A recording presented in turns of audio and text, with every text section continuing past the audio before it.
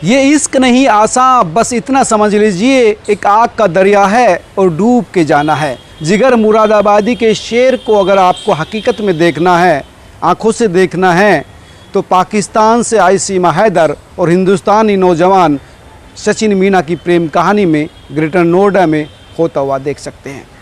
सीमा हैदर वो महबूबा जो अपने महबूब से मिलने के लिए पाकिस्तान से हिंदुस्तान में चली आई, और वो कहती है कि सिर्फ इश्क की बदौलत वो यहाँ पर आई है और कोई इसके पीछे उसकी कोई मंशा नहीं है। लेकिन कई सवाल हैं जो उसके ऊपर उठ रहे हैं, क्योंकि मामला पाकिस्तान का है जिसके साथ रिलेशन उसके जन्म से लेकर अब तक कभी ठीक नहीं रही। उसकी मंशा हिंदुस्तान को लेकर कभी पाक नहीं रही और इसीलिए कई शक है। उसकी मोहब्बत पाक है नापाक है, इसकी जांच चल रही है। सेंट्रल एजेंसी जांच कर रही है, उत्तर प्रदेश पुलिस जांच कर रही है, लेकिन वो हर वक्त तमाम सवालों का यही जवाब देती है कि उसके पीछे सिर्फ मोहब्बत की भावना है, उसके पास छिपाने के लिए कुछ नहीं है। वो सचिन से सच्ची मोहब्बत करती थी, इसलिए यहाँ पर आई। लेकिन अब सीमा की मुसीबतें बढ़ सकती है। दरअसल 2-3 दिन से सीमा और सचिन मीडिया से बात भी नहीं कर रहे, क्योंकि बहुत लंबे समय तक लगातार पूरा दिन उसने कई दिन तक मीडिया से इंटरव्यू दिए, लगातार हर सवाल का जवाब दिया, लेकिन पिछले 3-4 दिनों से वो खामोश है। उसका कहना है कि उसकी तबीयत ठीक नहीं है, उसने जो कुछ कहना था वो कह चुकी है, लेकिन अब सेंट्रल एजेंसीज इस मामले में पूछताछ कर रही है।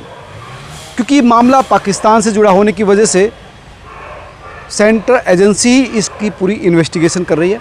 शुक्रवार और शनिवार की रात सेंट्रल एजेंसीज की 2 टीमें रबूपुरा सचिन के घर पहुंची और रात को 9 बजे, शुक्रवार रात को 9 बजे एक टीम पहुंची और एक 1:30 बजे यानी 1:30 बजे करीब एक दूसरी टीम पहुंची।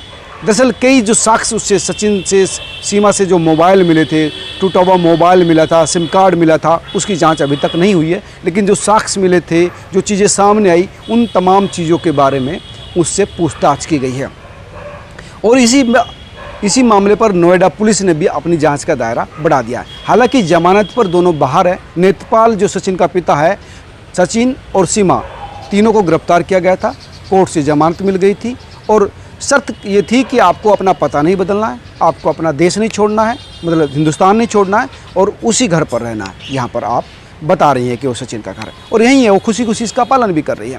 लेकिन अब सेंट्रल एजेंसीज़ के जो थ्रू चीज़ें आ रही है वो ये कि विदेशी अधिनियम की धारा इस मामले में बढ़ाई जा सकती है। आईपीसी की भी कई धारा इसमें जोड़ी जा सकती है और अगर ये आईपीसी की धारा जोड़ी जाती है, विदेशी अधिनियम की धारा जोड़ी जाती है, तो फिर रास्ते मुश्किल हो जाएंगे। ये जमानत भी रद्द हो सकती है और फिर से गिरफ्तार भी किया जा सकता है। हालांकि जो पहले धाराएँ लगाई गई थी उसमें महज 5 साल तक की कैद थी, लेकिन अगर विदेशी अधिनियम की धारा या दूसरी धाराएँ बढ़ सकती है तो रास्ते और चुनौतीपूर्ण हो सकते हैं। इसलिए सेंट्रल एजेंसी इस पूरे मामले की इन्वेस्टिगेट कर रही है। तो ये देखना होगा कि ये जो मामला है, ये जांच कब तक मुकम्मल होती है, क्योंकि चार्जशीट फाइल करने की भी तैयारी नोएडा पुलिस ने कर दी है।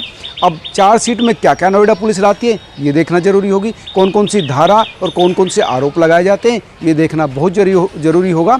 तो अब इस पर सेंट्रल एजेंसी जो है पूरी तरह से काम कर रही है और जो टूटे हुए मोबाइल थे, जो डिलीटेड चैट थी और जो सिम थे, जो कम्युनिकेशन थे, वो तमाम चीज़ों को जो है वो कंघाल रही है, उनकी जांच कर रही है ताकि चीज़ें सामने आए। हालांकि तमाम चीज़ें रात के समय पूछताछ इसलिए की गई है, एक तो मीडिया का जो जमावड़ा, हालांकि वो लोग बात नहीं कर रहे, लेकिन मीडिया का जमावड़ा 24 घंटे वहाँ पर बना रहता है, तो उससे बचने के लिए। और रात के समय वैसे भी आदमी जो है उसका जो दिमाग है ज़्यादा शातिर तरह से काम नहीं करता है, तो वो रात का समय चुना सेंट्रल एजेंसी ने पूछताछ के लिए। तो इसमें जो रास्ता है अब थोड़ा सा कठिन हो सकता है। ये देखना होगा कि सेंट्रल एजेंसी क्या क्या तथ्य सामने लाती है, क्या क्या आरोप लगाती है और उसके प्रमाणीकरण के लिए भी क्या क्या चीज़ें सामने देती है। तो दोस्तों ये था अपडेट कि सेंट्रल एजेंसी अलर्ट हो गई है, रात के समय पूछताछ की गई है और कई आरोप बढ़ाया जा सकता है।